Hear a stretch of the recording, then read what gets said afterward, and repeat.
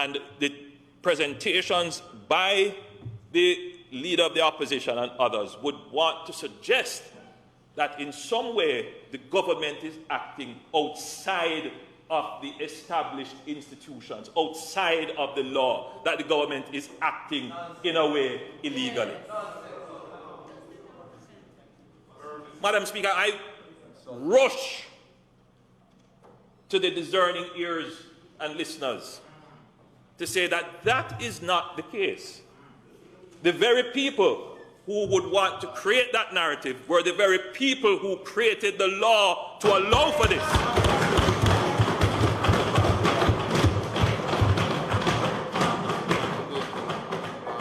And we, Madam Speaker, on this side, carried it through with regulations in 2018.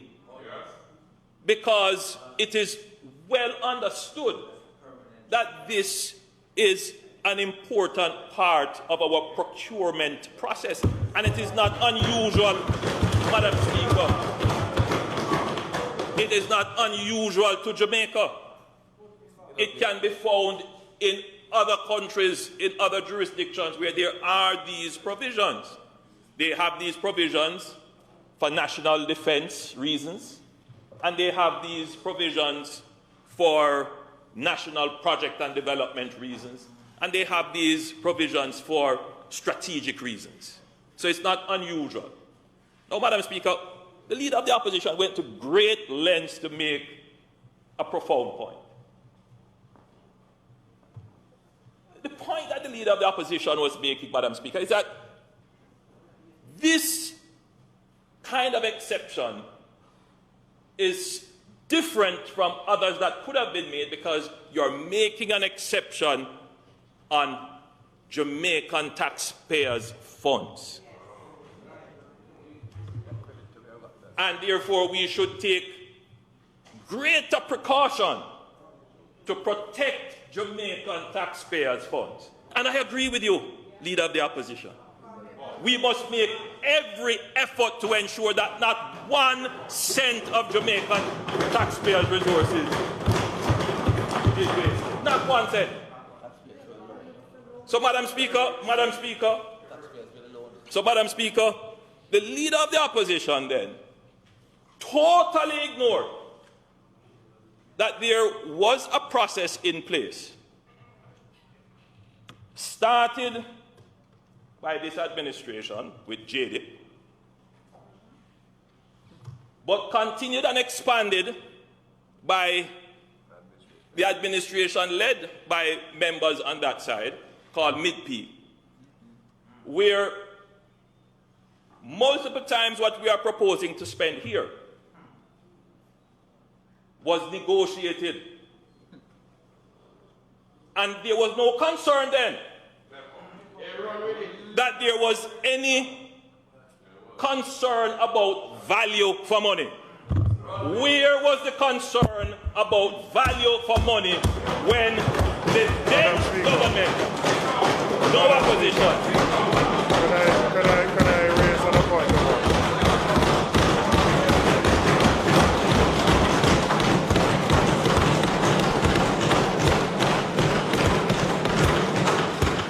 The Prime Minister has said there was no concern when we were on that side about value for money with Mid-P. Let me explain what took place under Mid-P. Because his statement is misleading the House. His statement is misleading the House that there was no concern. His statement is misleading the House. Hold a minute. Misleading the House that there was no concern.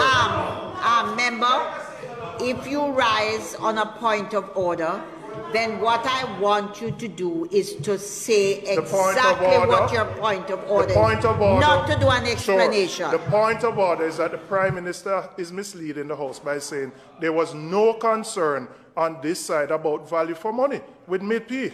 That is my point of order. Thank you. We have taken the point. Madam Speaker, so that we don't get sidetracked from the issues, because my intention is not to be contentious. My intention is to help the public to understand what it is we are doing and to remove any shroud of lack of transparency that is being created. I will then rephrase what I was saying. In the same way that the opposition is now concerned about this exception that we are creating by approving this order, which will allow us to directly contract with China Harbour. That level of concern should have been expressed with equal energy and vociferousness at that time, because, Madam Speaker,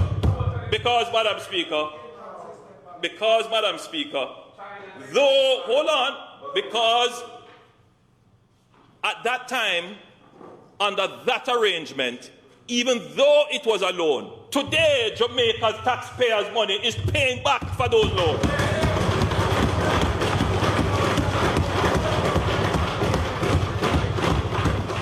So, Madam Speaker, I just want the public to understand.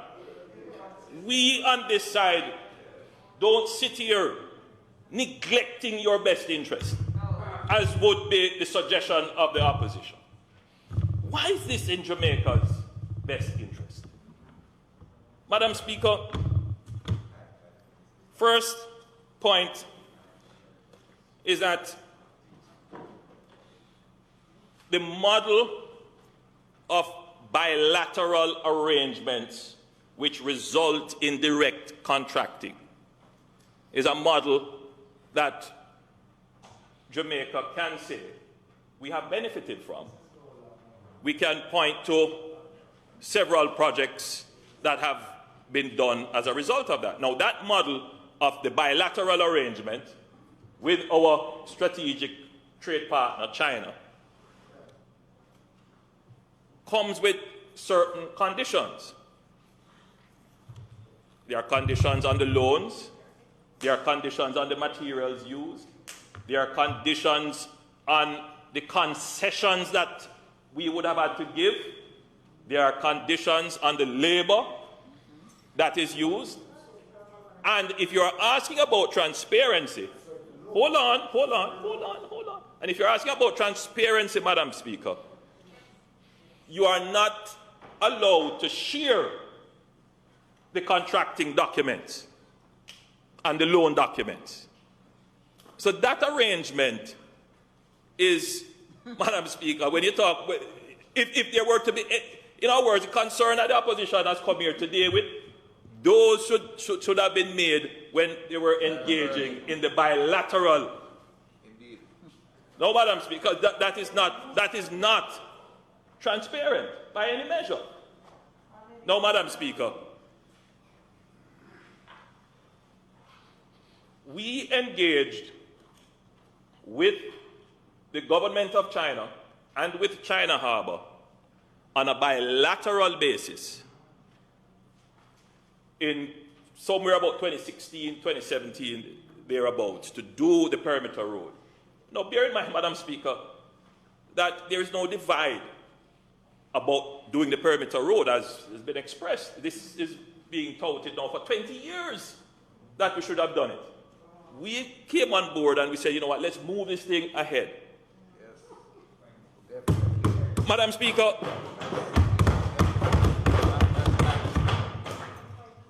we'll keep the people of the informed. You object to the road. Upon reviewing our fiscal affairs, we found, Madam Speaker, that it was in the best interest of Jamaica not to pursue another loan from our strategic partners in China.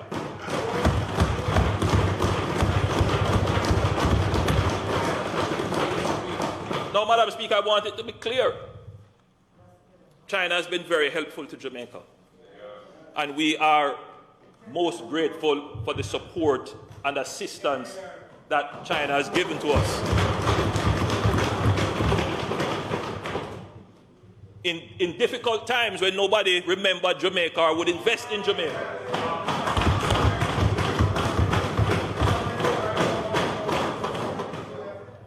we always act with principle and in our interest. And it was in our interest to change the relationship from a borrowing one to one where we can finance projects or China can invest strongly in Jamaica. And that is what we have now, Madam Speaker, an investing relationship. Now, Madam Speaker, a further point on this. It is also in Jamaica's interest to operate in good faith. Very key when we're dealing with bilateral and international relations. Now, China Harbour engaged with us and the government of China, the Exim Bank of China, engaged with the government of Jamaica in good faith on the same mechanism as was done under Mid-P. Same mechanism. And therefore, China Harbour went ahead, Madam Speaker, and made investments in doing the pre-feasibility, in doing their geotechnical and other such works. They would have mobilized, Madam Speaker, they would have mobilized for this project with the expectation, Madam Speaker, that they are going to get this project. We, in the middle of it, changed our position and decided that we would no longer go the route of borrowing, we would fund it out of our cash flow, our budget. Thirdly, Madam Speaker, let's look at this procurement process. Yes, we could say, let's put it to tender. Now, the tender process for this, with the best effort, would be a year, or probably a little bit more than a year, with the best effort. In fact, it probably would be more because other contractors coming in would ask for two things. One, they would say, for me to come into this process as a new contractor, China Harbour would have to be excluded, because China Harbour would have an unfair competitive advantage. And if you were to exclude China Harbour, definitely the period would be more protracted, because a new contractor coming in or new contractors coming into a procurement process would want to be able to verify the risk of the RFP, of the proposal, the tender documents that are put out. And to tender on a highway like this, Madam Speaker, it's not, you know, it's not building a road somewhere. It's a long process. It's a long process. So, Madam Speaker, we analyzed all of that, and we looked at what is in Jamaica's interest by virtue of time, because you know, Madam Speaker, the longer we wait to do this, the more the price of the project is going to escalate. So we looked at what was in Jamaica's best interest. Now, having said all of that, we come now to the real core of what the leader of the opposition and others who have spoken have said. The issue of value for money. The issue of value for money, as I said, existed under the bilateral contracting process, and it is an issue here. Now, how did we get around this issue of value for money? Meaning, how did we guarantee or give as high a possibility of guarantee of securing value for money to the Jamaican public? Well, there are a couple of things. One, Madam Speaker, this project will be designed according to what is called, let me make sure that I have the right terminology, the American Association of State Highway and Transportation Officials.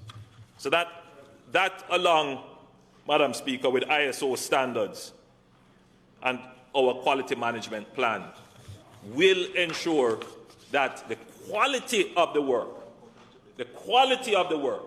is guaranteed.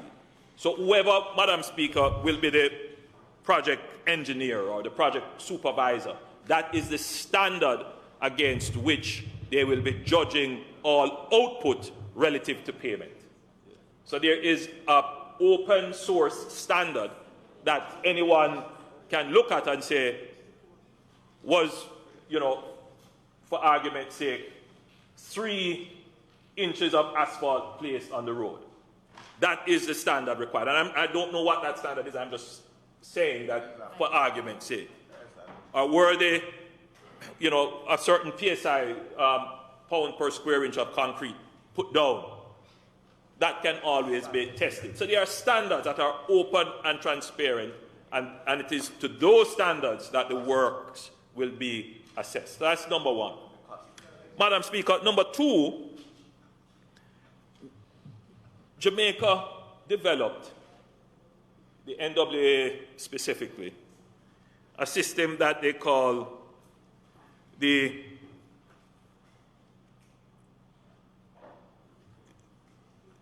negotiating team. It's their value for money negotiating mechanism.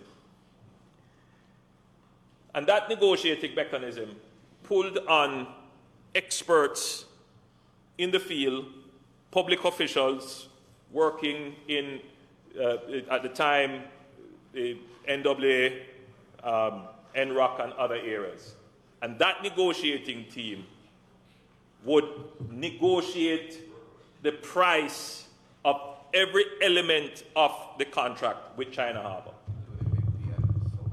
That is what was done under Mid-P. And that is how we were able to secure, as best as possible, outside of a competitive process, value for money. So we have a process in place, of which the opposition well knows. The member from Northwest Manchester said, yes, the Prime Minister is going to stand up and tell you that this process is in place, because obviously he has asked and he has been told that there is this process in place even when we were doing the bilateral contracting arrangement, from which we got JDIP and Mid-P. And, Madam Speaker, let's expand the minds of Jamaicans listening. Even in a competitive contract, Madam Speaker, there is still some level of negotiation that you will have to do. And let us also be clear.